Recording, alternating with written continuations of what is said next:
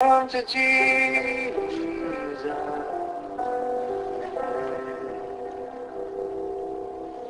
Now your burden's lifted.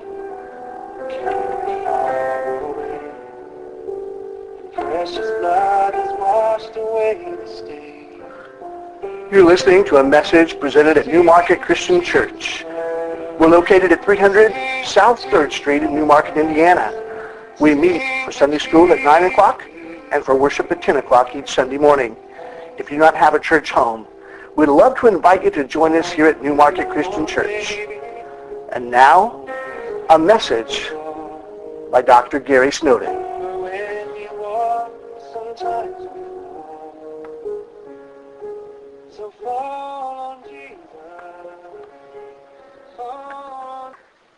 Once again, our title this morning is The Positive Impact of Hard Work. Before we get started, let's go to God in prayer. God, I'm looking forward to sharing this message because I know it's needed in America today. I ask that your Spirit will work through me, and that I will rightly divide your word of truth, and that as we spend time together this morning, we will be encouraged to teach our children, our grandchildren to work, that we will be encouraged to do our best for our employers, that we will be encouraged to work not for men, but to understand ultimately we're working to please you. Thank you so much for this opportunity. Go with us this day in Jesus' name. Amen. You know, this being a topical sermon, normally I would go through and list all the biblical text that we're going to be using throughout the day. That list would be like a mile long. So let me refer you to your insert today. On the insert, where I got the information today, it's all listed inside of there. So take that home, read it, look through those texts, and make sure this. Make sure I'm telling you the truth. You need to make sure that I'm telling you the truth. So go home, read through it, look at it. But for right now, sit back and let's share together in this topical message. You know, contrary to what a lot of people think, work is not a dirty four-letter word. I tell you what, you see it work around some people, and it's like they skitter. They don't want anything to do with it. They don't want to hear about it. They don't want to think about it. They just like to be retired their whole life. Who wouldn't like to be retired your whole life? But the fact of the matter is, work needs to be a balanced part of your life. If not, things will fall apart. It's just a reality. You don't believe so? You look at a building that's been sitting out there for a few years unattended, nobody working on it, what happens to it? Deteriorates. You see houses with the roofs falling in. You see barns that have collapsed in on themselves because they're not taken care of. No one's working on them. No one's taking the time to improve them or to keep them up. You've got to make sure that work is a part of your life if you want everything to come together. And from the very beginning there in the Garden of Eden, God gave man the responsibility to work, to tend the garden, to keep everything in order. Now, the water came up from the ground as a mist and watered everything there. It would have been really a cool garden to work in. I can only imagine, you know, before the thorns and thistles got there, how neat it would be. Okay, I'll plant a flower, and the flower always grows. Cool. That would have been pretty nifty to work in a garden like that with the lush greenery all around you. But the reality is, work is not always looked at as a good thing by some folks today. That being the case, I'd like to begin this morning with this reality, with this first point, if you will, in the handout there. We need to teach our kids, and because a lot of us are older, and our grandkids to work. We need to teach our kids and our grandkids to work. We're living in a day where parents have a tendency. Now, I know you don't do this. I understand you don't do this, okay? Let's get that out of the way. It wouldn't be us. But in society today, people have a tendency to spoil their kids rotten. They just do. We provide things for our children, and that's good. We got to provide food and clothing and get them to the doctor and those things. But I don't think they need the latest. I don't even know what those games are. There used to be Nintendo. What is the fancy dancy games now? Hey, where's the Jeff? What's the fancy dancy games now? It's not Nintendo anymore. Xbox, PS4, Sony production. Yeah, they don't have to have all those. Yeah. They don't have to have all those. They're fun though, aren't they? But they don't have to have all those different things. Our kids need to learn the importance and value of hard work. Now, that means some of the simple things in life, they need to be taught. They need to be taught how to clean up after themselves. You don't have to go around them all the time and just sweep up everything that they mess up, pick up everything that they do. If you want to teach your kids to work, you can begin by just letting them learn they've got to clean up after themselves. It's a very simple thing. Maybe you can have them help do the dishes. Now, it's like our house, you got a dishwasher. It's not even that big of a deal anymore. When I was growing up, you had to do them with a rag. But now all you got to do is stick them in the dishwasher. Sometimes you have to swish some of the stuff off, but it won't come off. But for the most part, you can teach them, take your dishes over, put them in the dishwasher, whatever you've done, in order that mama doesn't have to go behind you, clean off the whole table. We can all do our part. Sometimes along the line, we forget that our kids have the ability to do those things. How about taking out the trash? As long as my kids were home, it was their job. Thank you, Lord. My wife, she likes to take the trash out. She thinks it's a good walk over there. It's like, okay, go for it. I get to mow the grass, though, so it's kind of a balance here. It is a riding mower, though, so it's not too bad. And if I take the trash over to the trash can, you know how I do it? I get on the riding mower. True story. Phil's probably seen me going over there a few times. You know, we do need to teach our kids, though, to take out the trash, to feed their own animals. It's good for our kids to recognize that they're going to need to work in order to get the things that they desire. Now, I'm not talking about making work to get their food, you provide those things because you're a parent, because you love them. But whatever he said those games were, let them work for them. Or let them save their money. Now, I'm one of those people, and this is going to shock you. I think it's a bad idea to give kids allowances. Now, here's the thing. I'm not saying don't give them money, but have them work for it. Give them a job. When they accomplish the job, they get the money so that they can learn the value of a dollar. Instead of just handing them an allowance. You can just hand them an allowance. Okay, I'm going to give you, I'm not even going to say it.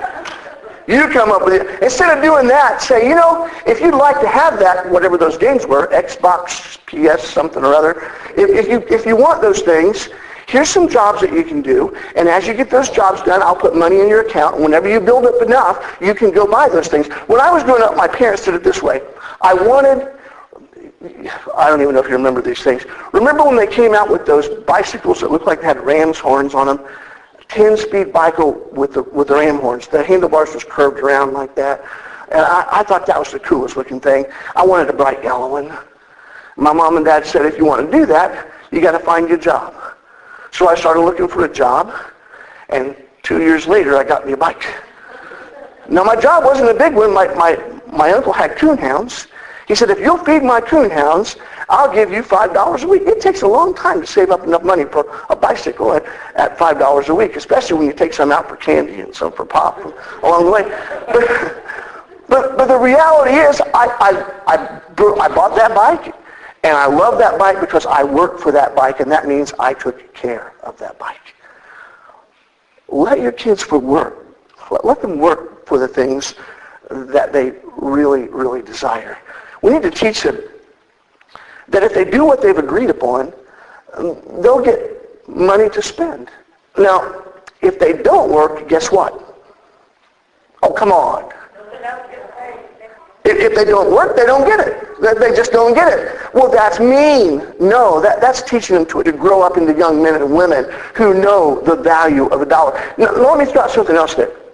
While you're teaching them to work like this, I think you need to teach them about what to do with the money once they get it. Here's what I think you need to do. I think you need to teach them to give 10% to God. If they get $1, a dime goes to God. Now here's the part we didn't do so good at. Then they ought to save a dime for the future. Give a dime, save a dime. Give a tenth, save a tenth. And that leaves them 80% to spend however they want to. Man, if you would teach your kids to do that, you would be giving them one of the greatest gifts you could possibly give them. You would be teaching them how to manage money wisely, before they become adults. And then they're not going to have credit card debt up to here. They're not going to have gazillion-dollar cars that they can't pay for. They're not going to have homes that go back. They're going to understand the value of the dollar. And they're going to take care of the things that they receive. Now, in America, we really messed up in a big way. We think we've got to be working constantly. We think we need all this stuff. So the husband works, the wife works, and we work, and we work, and we work, and we work. You get the point? And our kids are sitting at home wondering where in the world we are. And then we start feeling guilty because we work, and we work, and we work. And we take that money that we get for working, and we start spending it on our kids. And we spoil them rotten.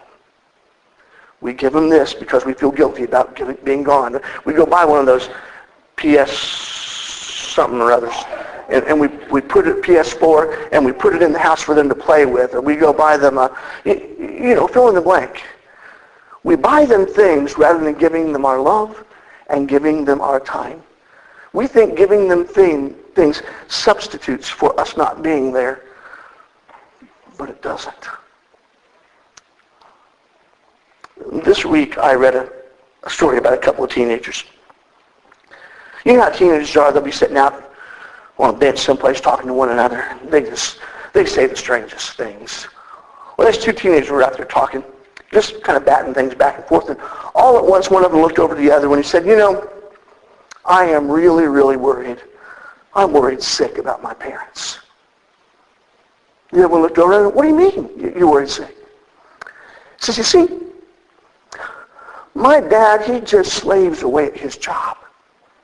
He pays all the bills. He makes sure that I've got absolutely everything I need. He is even putting money away for my college education.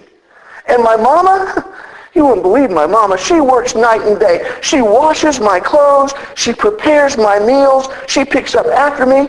She takes care of me when I'm sick. The friend said, what in the world are you worried about? That sounds like a sweet deal to me. After a moment of silence, he looks over and he says, I am scared to death. They might try to escape. Well, I imagine so. If we're not really, really careful, we can get so concerned about the welfare of our kids that we end up doing everything for them. We just pick up after them. We give them everything they want. We entitle them. We spoil them rotten. We make them feel that they deserve things whether they work for them or not. That's that entitlement that the workplace is having a hard time with today. People come out of the school systems, they go into the workplace, and they think it ought to be in the workplace like it was at home. And they are in for a rude awakening because they expect you to work if you're going to get paid. And they don't know how to do that yet because we are failing to teach our children and our grandchildren the importance of work. Work is not a dirty four-letter word, and we need to come to a realization of that fact. Friends, we need to teach our kids and our grandkids it's okay to go out and sweat a bit. It's okay to get blisters on your hands. They need to have a work ethic that lets them know they can do anything they desire to do if they're willing to work hard at it within the realms of their capabilities. Some people are more capable than others. It's just a reality. That's the world we live in. It's just a reality. But if you're willing to work really, really hard, I guarantee you can improve your quality of life. The Bible teaches us the value of good, hard work. And I want to share that with you now as our second point this morning. Did you know the very first work ever recorded in the Bible was done by God? Let's just read it. Genesis chapter 2, verse 2. It says there, "And on the seventh day God finished his work that he had done. And he rested on the seventh day from all his work that he had done." That's in the very beginning. That's during the creation. He worked for 6 days and he said, phew! And he sat down and took a break. But he didn't take the break till he'd done the work. And he didn't take the break because he needed the break. He took the break because he knew you and I needed the break. And he showed us how we should live if we want to live successfully.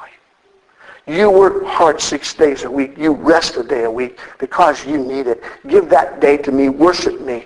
Let me know that you love me. And I'm really thankful here in America. You know what? We usually get 2 days a week off. Isn't that cool? We usually get 2 days a week off, and that's pretty neat. You know, the wisest man who ever lived, other than Jesus, that is. I understand Jesus would have been wiser because he's been there from the foundation of the world. He's always been, always will be. But the wisest man ever, just as a plain old man on earth, was a guy by the name of Solomon. Now, Solomon had a lot to say when it comes to work.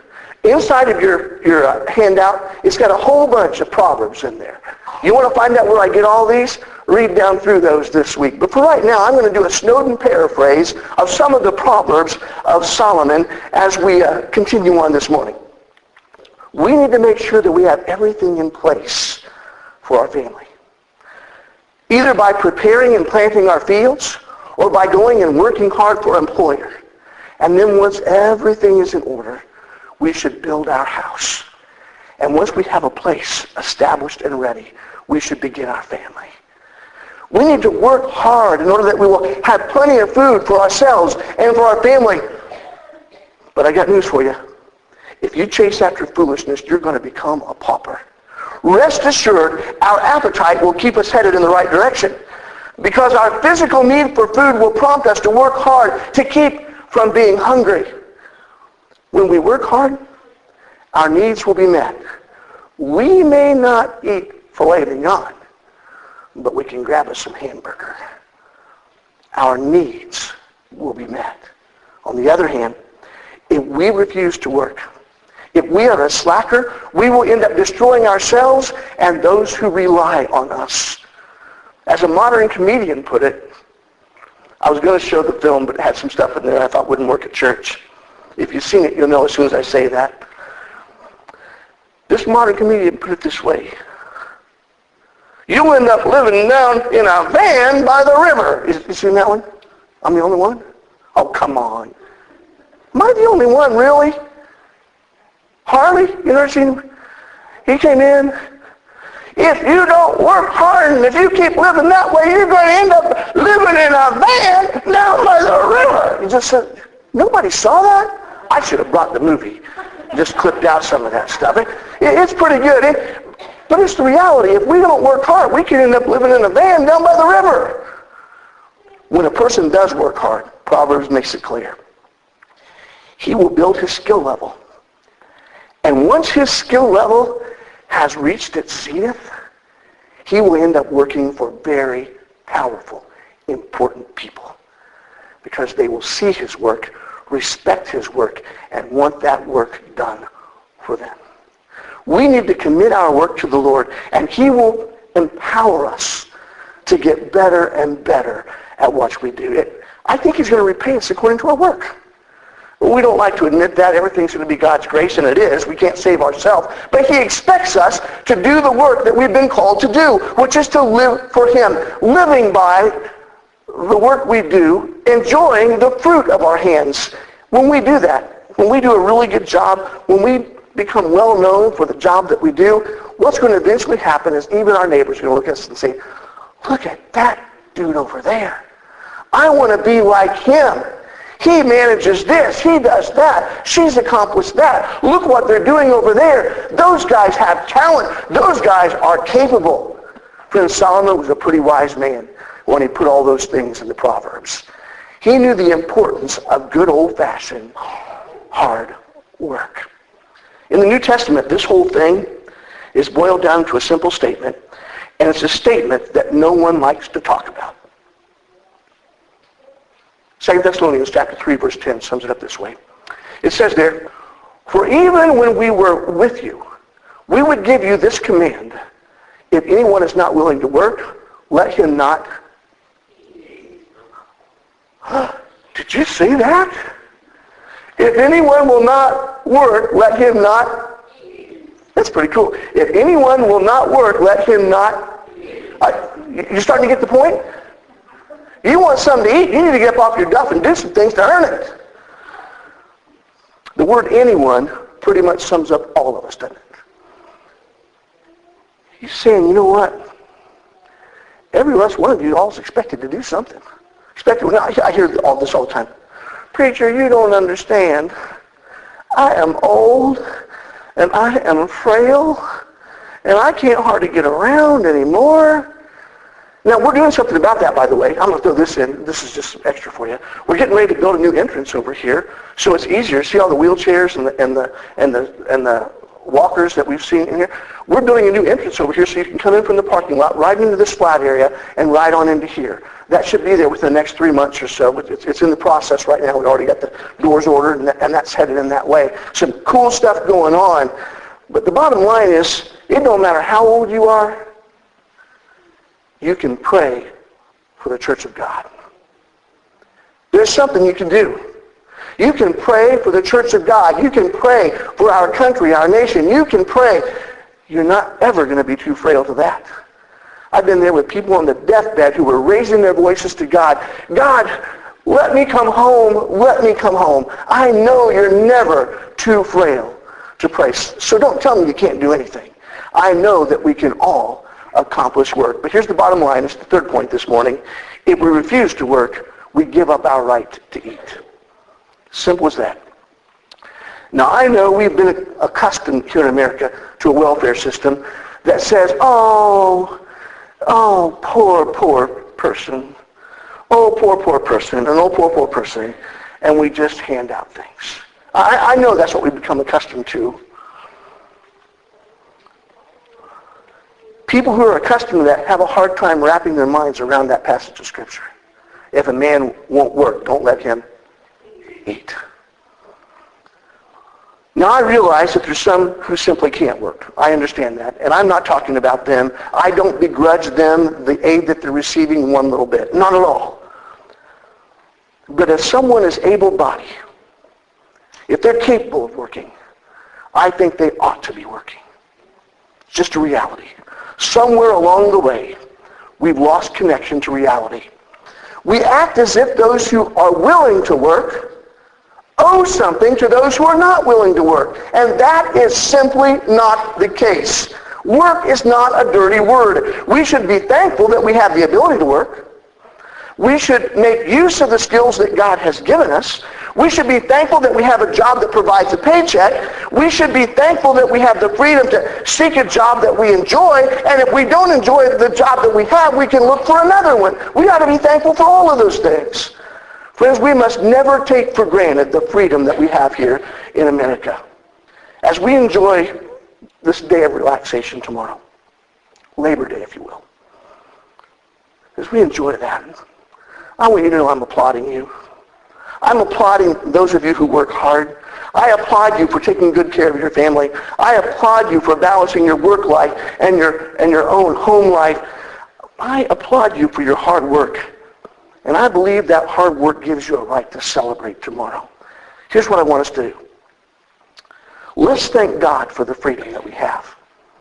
Let's thank God for the ability to follow the career path that we've chosen. Let's commit ourselves to working hard for our employers, and let's ask God to help those who are seeking a job to find a job in order that they can work too. And let's never forget that even when we have done our very best, we are simply servants in the kingdom of God. There's no room for us to boast. The fact of the matter is, God alone is worthy of our praise. We're going to close this morning by giving God the praise and the glory as we stand and we sing once again, Only You. You've been listening to a message presented by Dr. Gary Snowden, minister at New Market Christian Church. We would love to have you come join us as we seek to worship God, love one another, and reach out to our neighbors.